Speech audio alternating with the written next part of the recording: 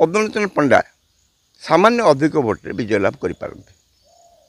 ଯାହା ସ୍ୱାଭାବିକ ଭାବରେ ଜଣାପଡ଼ୁଥିଲା ଯେ ବିଜେପି ମେଣ୍ଟର ପଲ୍ଲା ଭାରି ଥିଲା।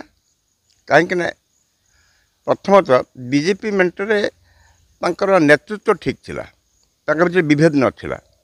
କିନ୍ତୁ ଯେଉଁ ଏନ୍ଡିଏ ମେଣ୍ଟ କଂଗ୍ରେସ ନେତୃତ୍ୱାଧୀନ କହୁଥିଲେ ମଧ୍ୟ କଂଗ୍ରେସର ନେତୃତ୍ୱକୁ ତାଙ୍କ ନେତାମାନେ ସ୍ୱୀକାର କରୁନଥିଲେ। ଯେଉଁଥିପାଇଁ ପାଇଁକି ଯେଉଁ ଶୃଙ୍ଖଳିତ ମେଣ୍ଟ ଥିଲା ଏନ୍ଡିଏ ଏବଂ ବିଶୃଙ୍ଖଳିତ ମେଣ୍ଟ ଥିଲା ଏନ୍ଡିଏ ମେଣ୍ଟ, ତାର ପ୍ରଭାବ ଲୋକମାନଙ୍କ ଉପରେ ପଡ଼ିଛି ଏବଂ କଂଗ୍ରେସରେ ନେତୃତ୍ୱର ଅଭାବ ହିଁ ସେ ଦଳର ବିପର୍ଯ୍ୟୟର କାରଣ ହେବ ବୋଲି ସମସ୍ତେ ଆକଳନ କରୁଥିଲେ।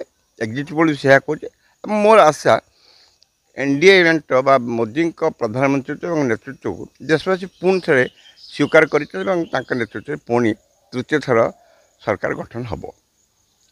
ଓଡ଼ିଶାରେ ଚରିତ୍ର ଟିକେ ଅଲଗା।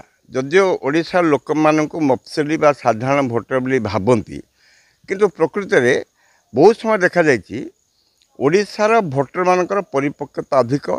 ପ୍ରାୟତଃ ଯଦିଓ ଉତ୍ତର ଭାରତୀୟ ଢଙ୍ଗରେ ଓଡ଼ିଶାର ଜନମତ ପ୍ରଭାବିତ ହୁଏ, ତେବେ 71 ମସିହାରେ କଂଗ୍ରେସକୁ ଲୋକସଭାର ସଂଖ୍ୟା ଗରିଷ୍ଠତା ଦେଇ ଓଡ଼ିଶାର ଏକ ସ୍ଥାନୀୟ ଦଳକୁ ସଂଖ୍ୟା ଗରିଷ୍ଠତା ଦେଇଥିଲେ ଓଡ଼ିଶାବାସୀ।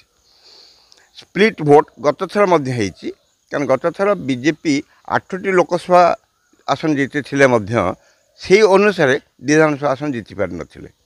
ଏଥର ମଧ୍ୟ ଓଡ଼ିଶାରେ ବିଜେପି ଲୋକସଭା ପାଇଁ ମୋଦିଙ୍କ ପ୍ରତି ଓଡ଼ିଶାର ଲୋକମାନଙ୍କର ଦରଦ ଅଛି, ସମର୍ଥନ ଅଛି। ତେଣୁ ଲୋକସଭାରେ ବିଜେପି ଭଲ କରିବ, ବହୁତ ଭଲ କରିବ, ଆଶା ଠାରୁ ଅଧିକ ଭଲ କରିବ। କିନ୍ତୁ ବିଧାନସଭା ଫଳାଫଳକୁ ଯଦି ହିସାବ କରାଯାଏ, ମୋତେ ଲାଗୁଛି ଯେ ବିଜେଡ଼ିର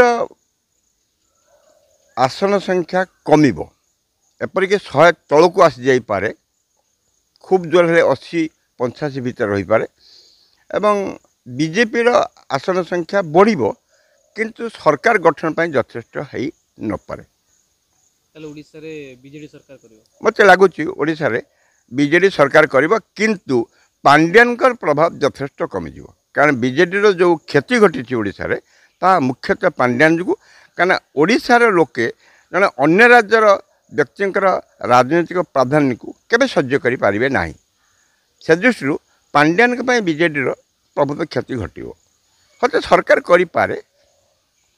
ସିମୁଳିଆ ଏଥର ଏକ ଅଦ୍ଭୁତ ରାଜନୈତିକ ପରିସ୍ଥିତି ଦେଇ ଗତି କରିଛି।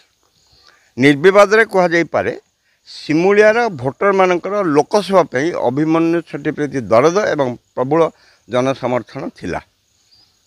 ସେ ବିଜେଡ଼ି ହୁଅନ୍ତୁ, କଂଗ୍ରେସ ହୁଅନ୍ତୁ କି ବିଜେପି ହୁଅନ୍ତୁ, ବିଧାନସଭା ପାଇଁ ସେମାନେ ଦ୍ୱିମତ ପ୍ରକାଶ କରୁଥିଲେ ମଧ୍ୟ ଲୋକସଭା ପାଇଁ ସମସ୍ତେ ଅଭିମନ୍ୟୁ ସେଠୀଙ୍କୁ ବି ପସନ୍ଦ କରିଛନ୍ତି।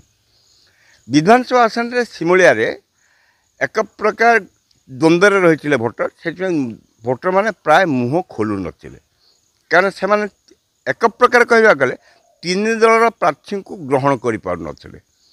ପ୍ରଥମତଃ ଯଦି କଂଗ୍ରେସ କଥା କହିବା, ଜାତୀୟ ସ୍ତରରେ କଂଗ୍ରେସର ବିପର୍ଯ୍ୟୟ ଯୋଗୁଁ କଂଗ୍ରେସର ପ୍ରାର୍ଥୀ ନବାଗତା ଉଚ୍ଚଶିକ୍ଷିତ ହେଲେ ମଧ୍ୟ ଦଳ ପାଇଁ ସେ ଗ୍ରହଣୀୟତା ଭୋଟରଙ୍କ ପାଖରେ ନଥିଲା। ବିଜେପିର ଯେ ପଦ୍ମଲୋଚନ ପଣ୍ଡା, ସେ ଆଗରୁ କଂଗ୍ରେସର 3 ଥର MLA ହେଇଥିଲେ। ତାଙ୍କର ଅତୀତର କାର୍ଯ୍ୟକଳାପ ଯୋଗୁଁ ତାଙ୍କ ପ୍ରତି କିଛି ଲୋକ ବିଶ୍ୱାସୀ ଥିଲେ, କିନ୍ତୁ ଦଳଟି ଭଲ ବୋଲି ବା ବିଜେପି ଦଳର ପ୍ରାର୍ଥୀ ବୋଲି ବିଜେପି ଦଳର ସହାନୁଭୂତି ଭୋଟ୍ରେ ପାଇଛନ୍ତି ଏବଂ ବିଜେଡ଼ି ଦଳର ଯେ ପ୍ରାର୍ଥୀ ହେଲେ ସେ ଏ ନିର୍ବାଚନ ମଣ୍ଡଳୀର ପ୍ରାର୍ଥୀ ନୁହନ୍ତି। ତେଣୁ ସାଧାରଣ ଲୋକମାନେ ମଧ୍ୟ କହୁଥିଲେ, କ'ଣ ଆମେ MLAକୁ ଦେଖା କରିବା ପାଇଁ ଭୁବନେଶ୍ୱର ଯିବୁ, କି ବାର୍ଦ୍ଧକ୍ୟ ଭତ୍ତା କି ବିଧବା ଭତ୍ତା କି ପ୍ରଧାନମନ୍ତ୍ରୀ ଆବାସ ଯୋଜନା ପାଇଁ ଦସ୍ତଖତ ବି ଆମକୁ ଭୁବନେଶ୍ୱର ଯିବାକୁ ପଡ଼ିବ, 2000 ଟଙ୍କା ଖର୍ଚ୍ଚ କରିବାକୁ ପଡ଼ିବ, ନହେଲେ ତାଙ୍କ କେଉଁ ଦଲାଲକୁ ଧରିବାକୁ ପଡ଼ିବ। ଆମେ 40 ବର୍ଷ ଧରି ଆମ ବିଧାୟକଙ୍କୁ ଆମ ଘର ପାଖରେ ଦେଖୁଥିଲୁ। ବିଜେଡ଼ି ପ୍ରାର୍ଥୀ ଯଦି ଜିତନ୍ତି ତାହେଲେ ତାଙ୍କୁ ଆମେ ହାତ ପାହାନ୍ତାରେ ପାଇବୁ ନାହିଁ। କିନ୍ତୁ ନବୀନ ବାବୁଙ୍କର ପ୍ରଭାବ ଏବଂ ବିଜେଡ଼ିର ସାଂଗଠନିକ ଯୋଗୁଁ ତାଙ୍କ ପ୍ରତି କିଛି ଭୋଟ୍ ବଢ଼ିପାରେ, କିନ୍ତୁ ଯିଏ ବି ଜିତିବ ଖୁବ୍ କମ୍ ଭୋଟ୍ରେ, 2-3 ହଜାର ଭୋଟ୍ରେ ଜିତିବ। କିନ୍ତୁ ଲୋକସଭା ପ୍ରାର୍ଥୀ ଅଭିମନ୍ୟୁ ସେଠୀ ବିଜେପି ବା ବିଜେଡ଼ି ହେଉ ବା ଯିଏ ବିଧାନସଭା ପ୍ରାର୍ଥୀଙ୍କ ଜିତିବା ବିଧାନସଭା ପ୍ରାର୍ଥୀଙ୍କ ଠାରୁ ଯଥେଷ୍ଟ ଅଧିକ ଭୋଟ୍ ପାଇବେ। ତଥାପି କାହା ସପକ୍ଷରେ ଭଲ ଭୋଟ୍ ଯାଇଛି ବୋଲି ମୋତେ ଲାଗୁଛି ଅଳ୍ପ ବ୍ୟବଧାନ ହେଲେ ମଧ୍ୟ ଏଇ ଯେଉଁ ବାହାର ଅଞ୍ଚଳର ପ୍ରାର୍ଥୀ ଏବଂ ସମ୍ପୂର୍ଣ୍ଣ ଅପରିଚିତା ନବାଗତା ଏବଂ ତାଙ୍କର ସିମୁଳିଆ ନିର୍ବାଚନ ମଣ୍ଡଳୀରେ କୌଣସି ପକଡ଼ ନଥିବା ହେତୁ